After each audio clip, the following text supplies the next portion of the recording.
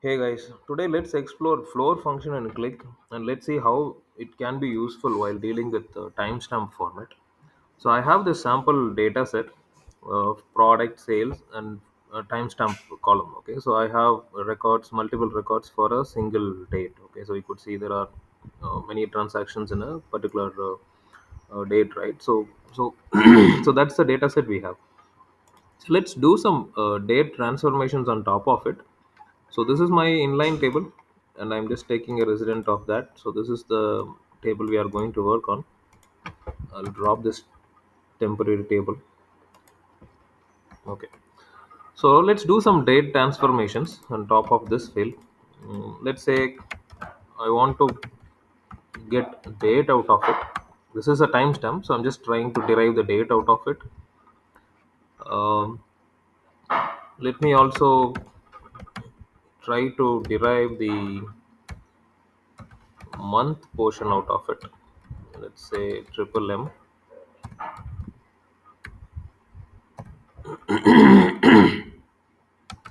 I will also try to derive month year.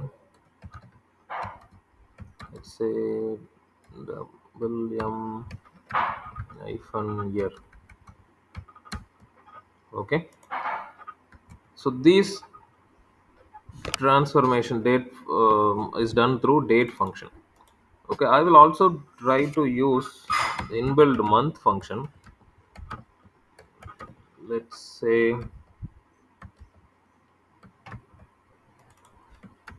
month of this. I will also use month name.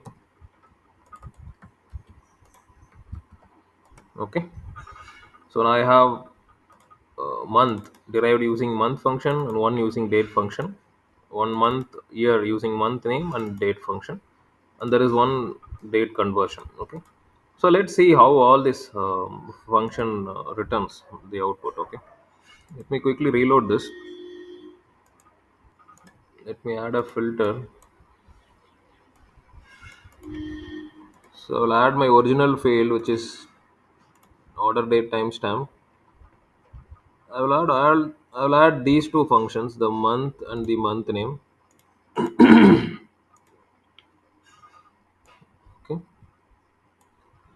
now let me add one more filter. Here I will add all the date related operations. So one is straightforward date, the other is month, the other is month year. Okay. So now let me arrange this. Yeah. So if we compare this month output with this month output, what we notice is duplicates, right? So here all we see is unique list of five distinct months. Ideally that's how it should be, right? Whereas here if you see, we see repetitions. So for example, I see 2 February over here, which corresponds to my two records here. I have two sale transactions happened on this date. So for date is fine. I mean, at a timestamp, this is fine. But when it comes to a date, even this is wrong, right? So ideally, it should capture only day, one single date, and it should be one single month, one single month year, similar to what we see here. So the reason is this month and month name function acts as a whole on the data, whereas this date function is applied at row level. Okay, so every single record is converted. So if I derive date out of this timestamp, it is doing at every single row level, and it is deriving month at every single record, month name, month year at every single record. That shouldn't be the case.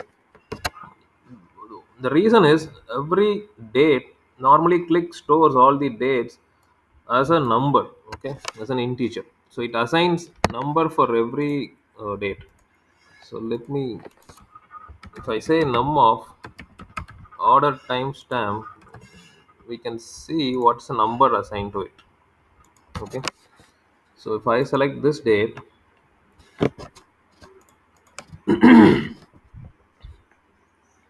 So we have got two dates. When I select one of this date, I could see this is the number clicks assigns for this date. And when I select this, and I could see a different decimal.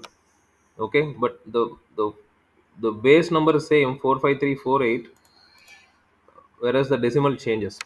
So this is how Qlik treats every date field. So for it, both of them are two different fields, right? So this is where our floor function helps us. So what we can do is we will use floor to round these two numbers and make it unique, so that Qlik treats them as a single date. So what we do is, I'll say floor of. What floor does is it rounds it off to the lowest nearest number. Okay, so 45348 is rounded off to this. If I select this date, again this decimal is rounded off to the nearest lowest number, right?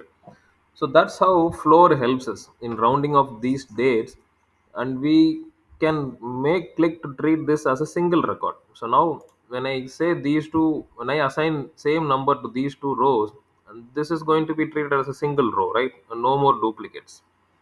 Okay, so let's quickly do that. And this is required only if, when we go with date function. Okay, we noticed already month and month name works perfectly, and it was able to recognize that automatically. But these all these date operations were not able to do that, right? So the solution is to add a floor before the actual timestamp field. Okay, so I do floor off before I apply the date function. So I'll do this for all these three things. Okay, floor off, yes. Now let me reload this.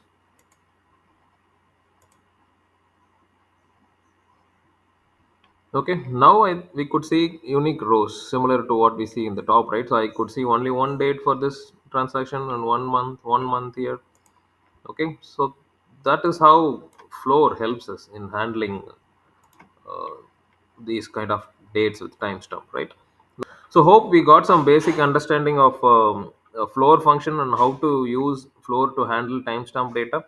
Please do let me know in the comment section for any clarification. Thanks for watching.